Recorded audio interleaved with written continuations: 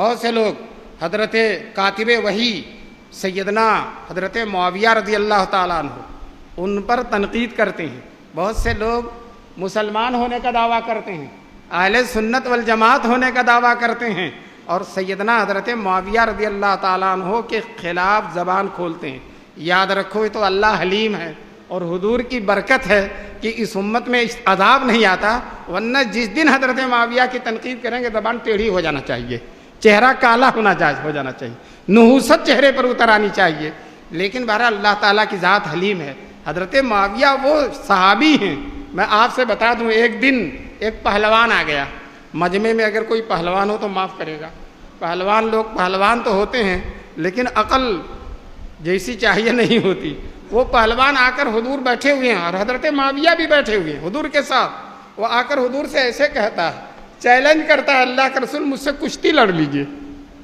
اب وہ حضور صلی اللہ علیہ وسلم شرم و حیا کے مجسم ہیں. رسول پاک صلی اللہ علیہ وسلم سر نہیں اٹھا رہے ہیں, اس کی طرف دیکھ نہیں رہے ہیں. دوبارہ کہتا مجھ سے کشتی لڑ لیجئے. جب تیسری دفعہ کہا تو حضرت سیدنا معاویہ رضی اللہ تعالیٰ عنہ کھڑے ہو گئے اور کہنے لگے اللہ کے دشمن پہلے مجھ سے لڑ لے, اللہ کے دشمن پہلے مجھ سے لڑ لے. اب وہ پہلوان ہکا بکا ہو گیا اور رفو چکر ہو گیا, روانہ ہو گیا. کیوں؟ یہ سارے بیوقوف حضرت معاویہ سے ڈرتے بہت ہیں. یہ جو لوگ بھی بیوقوف ہیں وہ سب حضرت معاویہ سے ڈرتے بہت ہیں. بہرحال حضور اتنا خوش ہو گئے کہ حضور نے کہا اے معاویہ اللہ تجھے کبھی مغلوب نہ کرے. کتنی جامع دعا ہے,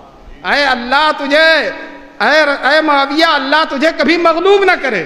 دوستو حضور کی دعا نہ لگے, یہ لگ گئی.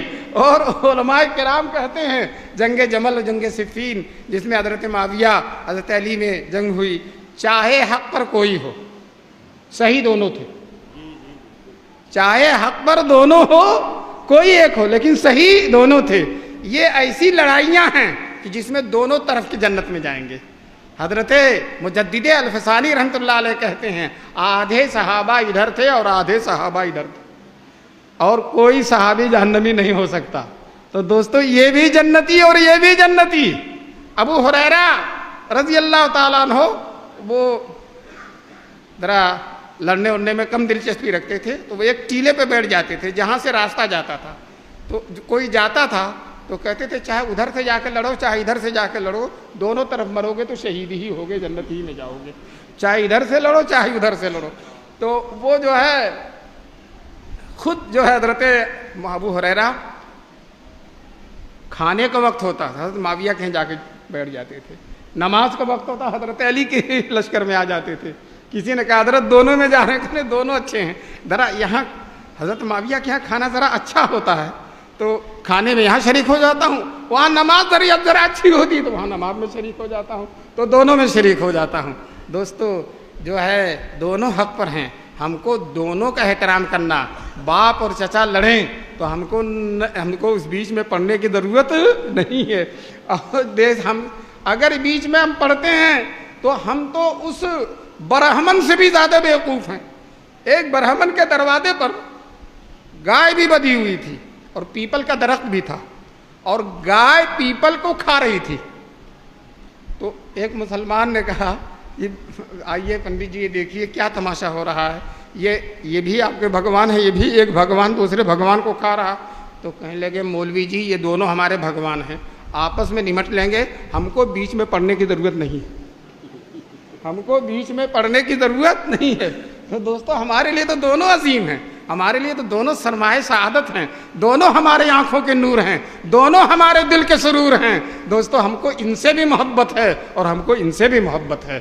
یہ ہے اہل سنت والجماعت کا طریقہ, یہی ہے ایمان, قرآن پر ایمان, یہی ہے رسول پاک پر ایمان, یہی ہے اللہ کی ذات پر ایمان, یہی ہے اسلام کی حقیقت اور حقانیت. کی جو لوگ اسلام پر ہیں ہم ان کو اسلام پر سمجھیں, جو محبوب ہیں ہم ان کو محبوب سمجھیں. ایک دفعہ رسول پاک صلی اللہ علیہ وسلم اونٹ پر بیٹھے جا رہے تھے اور پیچھے حضرت معاویہ بیٹھے ہوئے تھے. پیچھے بتاؤ کوئی اپنے دشمن کو اپنی سواری پہ اپنے ساتھ بیٹھا تھا. تو حضرت معاویہ بیٹھے, حضور نے مڑ کر کہا معاویہ میرے جسم کا کون سا حصہ تمہارے جسم سے لگ رہا؟